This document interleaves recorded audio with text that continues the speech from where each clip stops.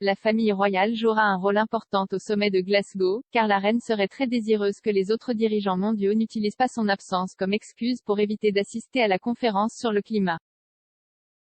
Bien que l'absence de la reine à la COP26 ait été un coup dur pour le gouvernement britannique, un expert royal a déclaré qu'il était convaincu que l'important sommet continuerait d'être un succès avec d'autres membres supérieurs de la famille royale agissant au nom de Sa Majesté.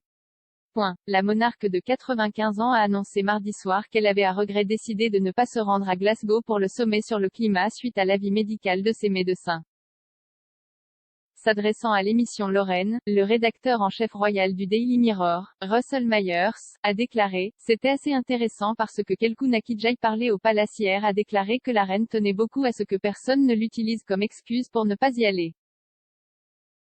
Bien sûr, nous l'avons entendu il y a quelques semaines à peine au micro après l'ouverture du Parlement gallois, fustigeant en quelque sorte les dirigeants mondiaux qui refusaient de s'inscrire. L'un d'eux était l'Australien Scott Morrison et il a depuis confirmé qu'il le ferait soyez là. C'est aussi un coup dur pour le gouvernement, je pense qu'il voulait que la famille royale soit au premier plan, nous avons entendu la reine, le prince Charles et le prince William tous unis s'exprimer sur cette grande plateforme du changement climatique. C'est évidemment une fenêtre d'opportunité très importante que nous avons pour parler de ces problèmes, mais le spectacle doit continuer et je suis sûr que ce sera un succès retentissant.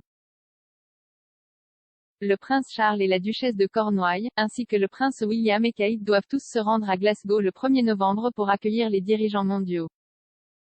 Le prince de Galles et le duc de Cambridge sont tous deux des militants écologistes passionnés et ont parlé de l'importance du sommet ces dernières semaines. Lors d'une conversation avec la BBC, l'héritier de 72 ans a qualifié la COP26 de Berlin de la dernière chance et a exhorté les dirigeants et les ambassadeurs à y assister.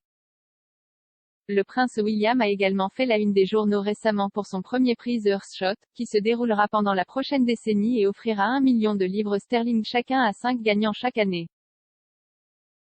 Le prix est conçu pour reconnaître des solutions innovantes dans la lutte contre le changement climatique à travers le monde.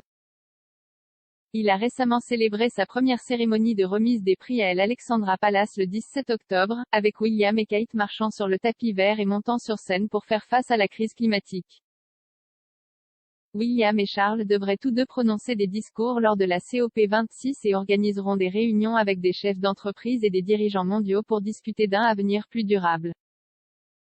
Il a été annoncé hier soir que la reine ne participerait plus à cet événement important, qui devrait définir des plans pour atteindre un bilan carbone nul d'ici 2050 et réduire les émissions mondiales.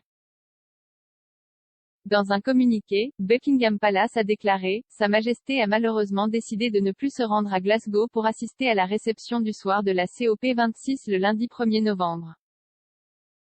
Sa Majesté est déçue de ne pas assister à la réception mais prononcera une allocution aux délégués réunis via un message vidéo enregistré. »